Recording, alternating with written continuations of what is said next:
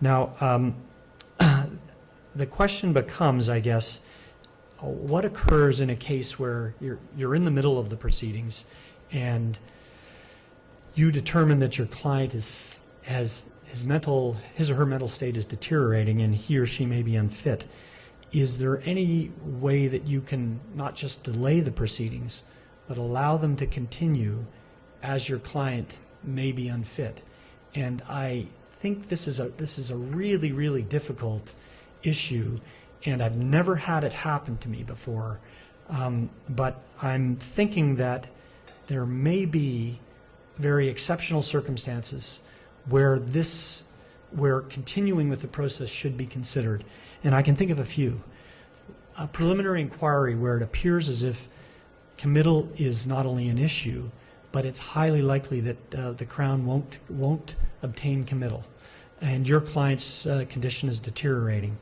Another case may be where the trial's proceeding so well for the defense that a motion for non-suit is likely to occur. I've never proceeded with cases when my client's deteriorated, but I can see where, at the very least, as counsel, it should be considered. I don't have an answer, and I'm sure it might be that other panelists have strong thoughts on this issue, and I'd be interested to hear what they or members of the audience have to say about it. But one could see where the process is going so well for the accused that to delay it, to disrupt it, maybe indefinitely, could be very prejudicial to the accused interests. Of course, the basic rationale is that an accused person should be able to comprehend the proceedings as they continue, so that he or she can answer to the charges. I throw this tricky ethical issue out here to you without a definitive answer, but I think that we should keep our minds open to the possibility and consider as well Section 672.25 sub 2 of Part 20.1 of the Code, which allows the court to postpone the trial of the issue, and may give us some guidance, so that there may be situations where the trial of the issue should be postponed and substantive proceedings should continue. I'd like to talk a little bit about treatment orders. Treatment, many of you in the audience will know, is an exceptional process. Treatment to make an accused fit to stand trial is referred to in Section 672.58 of the Criminal Code, and Section 672.59 includes the preconditions for treatment orders to be made.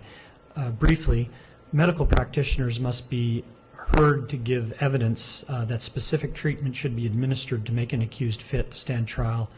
The specific evidence that must be heard is that the accused is unfit at the time of the assessment, that recommended treatment will make the accused fit within 60 days, that the risk of harm associated with treatment is not disproportionate to the benefit anticipated, and the treatment is the least restrictive, least intrusive available. Consent of the hospital is required before treatment orders can be made. Treatment orders can only be made by the Crown, and this is important for young counsel to consider.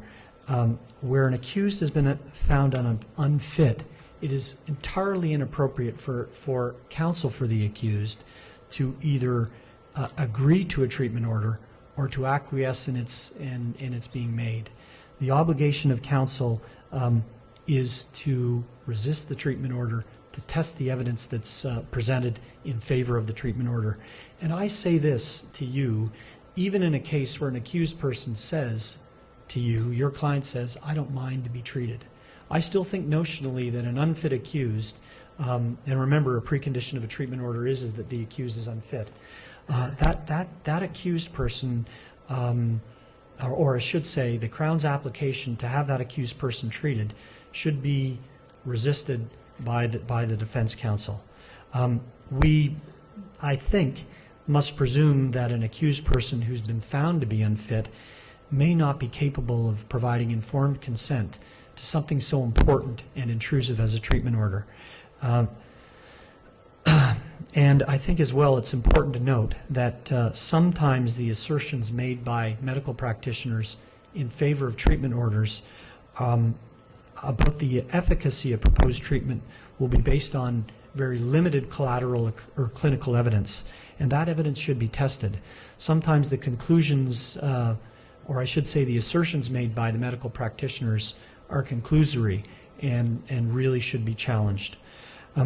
Important to know, and many of the people I see here have had a lot of experience with treatment orders, but for those of you who haven't, it's important to know what happens when an accused person has been found unfit and treatment has been ordered. My understanding is that typically the unfit accused will be admitted to a forensic hospital and will be advised that treatment is mandated and will be provided with a choice either to submit to the treatment or voluntarily, and I use that in quotation marks because it's not voluntary at all, but will be advised that or given an opportunity to submit to the treatment. And sometimes the discussion about whether treatment or about that treatment will take place over a period of time, maybe hours and maybe in some cases a longer period of time. But ultimately, if the accused refuses to be treated, and the treatment is always pharmacological treatment, if the accused refuses to be treated, the medication will be administered by injection, and it will be administered either with the accused being acquiescing, I guess, without physical resistance, but if the accused does physically resist, then the medication will be administered by injection while the accused is physically restrained. The experience, well, we can imagine what that experience would be like. Devastating for some, especially those who have had negative experiences previously with pharmacological treatment. So there could be no really more substantial imposition on the liberty of an accused person than a treatment order.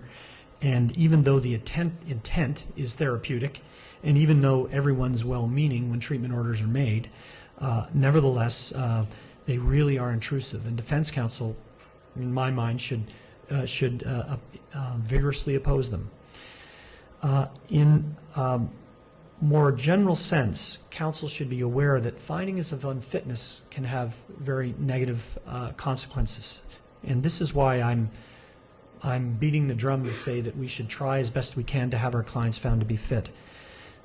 When an accused is found unfit, there can be a substantial delay in proceedings and resulting incarceration or detention in hospital, and of course, again, forced treatment.